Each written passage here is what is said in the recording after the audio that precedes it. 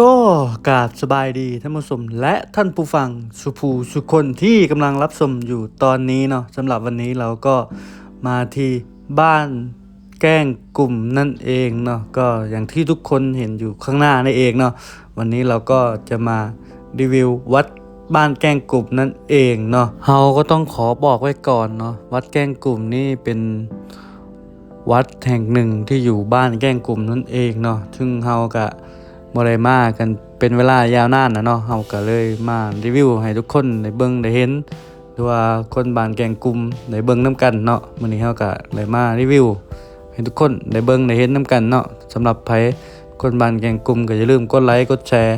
กดติดตามกันไว้เนาะเพื่อสิบ่พลาดคลิปใหม่ของเฮานั่นเองเนาะสำหรับวันนี้เฮาก็มาเบิ่งวัดคร่าวๆให้ทุกคนได้เบิ่งได้เห็นเนาะว่าสภาพวัดบ้านนอกในบ้านแกกลมของเฮาเป็นจังไดกันแน่เนาะก็อาจสิบ่แตกต่างจากวัดอื่นๆเนาะก็มื้อนี้เฮาก็สิได้มาเบิ่ง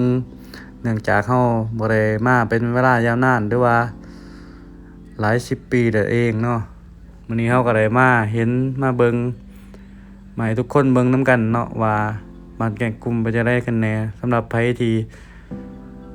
เป็นคนบ้านแกงกลุ่มที่อยู่ไกลก็อย่าลืมไลค์ลืมแชร์ให้กันเนาะแล้วก็มาเบิ่งคลิปนี้นํกันเด้อ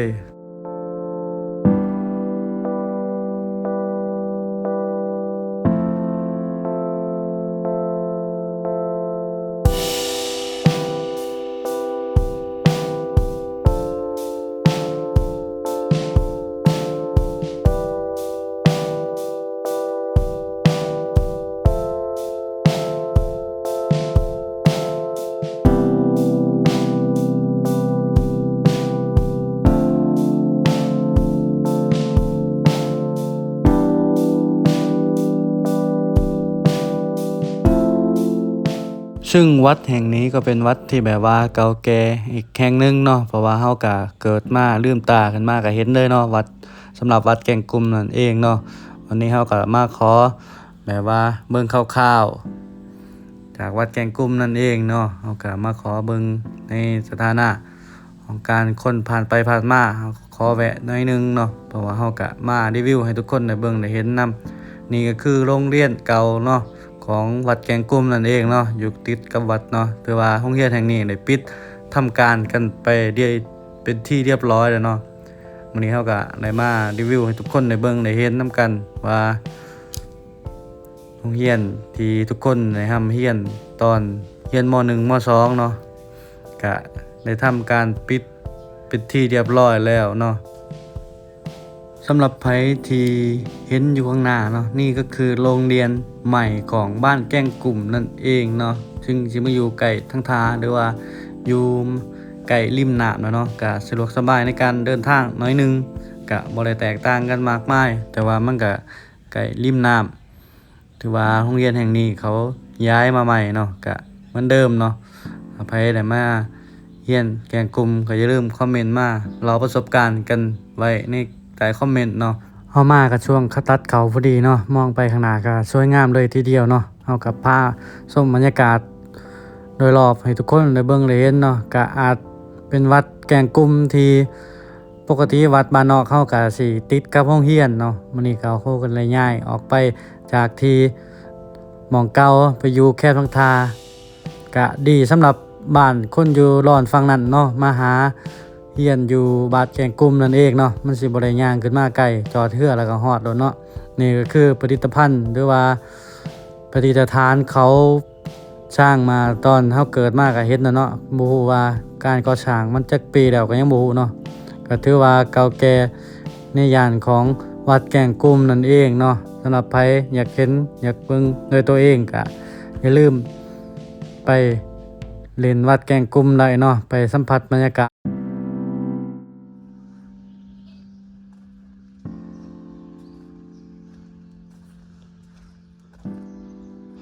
อยู่วัดแกงกลุ่มเนาะมึงเลยนะพระพุทธรูป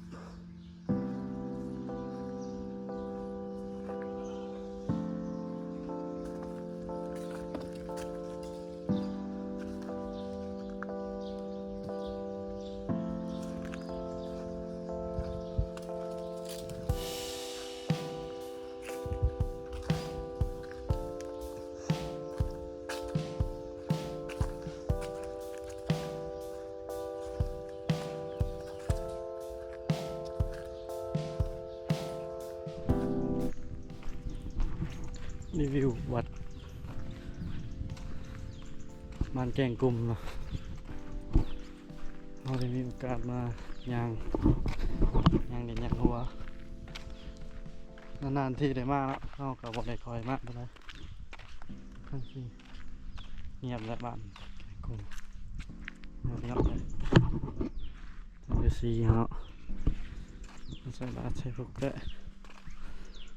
นี่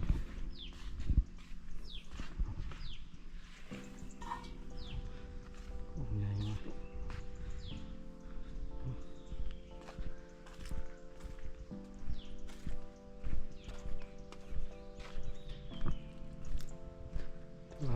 พัฒนาไปใกล้นะวัดตรงนี้นะ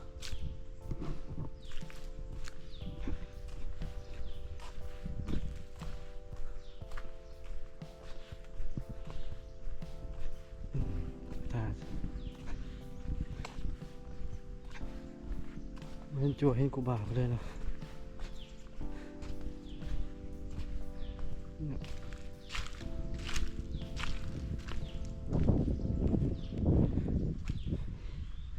ทำไมว่าผ้าเบิ่งซื่อๆเนาะเอากะโอ้โหว่าวันที่3วันที่อะไรนั่นก็บ่เห็นเนาะแล้วก็จะผ้าเบิ่งความสวยงามวัดบ้านเฮานี่แหละวัดบ้านนอกเนาะ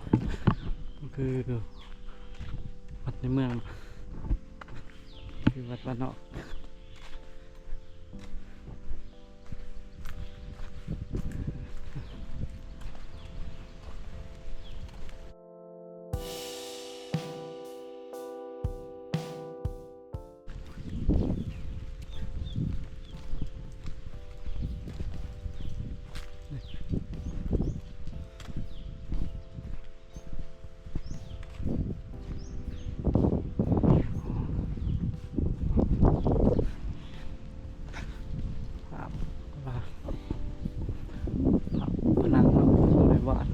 ปั่นขึ้นมาเพราะมันนูนมันปั่นขึ้นมาก็คือภาพวาดนี่คือภาพปั่นวัดบ้านนอกวัดแกงกลุ่มเราก็บอกได้มาถึงแล้วถึงเป็นเพิ่งเสร็จพิธีงานเนาะนี่เห็นไฟเป็นจีอยู่กาเป็นจังไรกันแน่พี่น้องสุภูสุคนเนาะที่อยู่วัดบ้านแกงกลุ่มหรือว่าไก่เคียงเนาะที่ได้เห็นคลิปนี้กาคือเก่าเนาะก็อย่าลืมแชร์หรือว่ากดไลค์กดติดตามกันไว้เนาะเพื่อสิบ่พลาดคลิปใหม่ของเฮาก็คลิปนี้เฮาก็พามารีวิวบ้านหรือว่าวัดแกงกลุ่มเนาะมื้อนี้เฮาก็คงสิแบบว่าพามาเบิ่งแบบคร่าวๆอาจสิบ่เจาะลึกหรือว่ารายละเอียดปานใดเนาะก็อยากให้ทุกคนได้เบิ่งภาพบรรยากาศเก่าๆผู้ใดที่อยู่บ้านแกงกลุ่มนั่นเองเนาะที่อยู่ไกลจากบ้านเฮาหรือว่าห่างไกลไปก็อย่าลืมมาเบิ่งแล้วก็แชร์ให้ทุกคนได้เบิ่งเนาะสำหรับคลิปนี้ก็อย่าลืมให้เบิ่งแล้วก็อย่าลืมกดไลค์กดแชร์กดติดตามกันไว้นะเพื่อบ่พลาดคลิปใหม่ของเฮาสำหรับวันนี้ก็ขอไปแล้วบ๊ายบายสวัสดี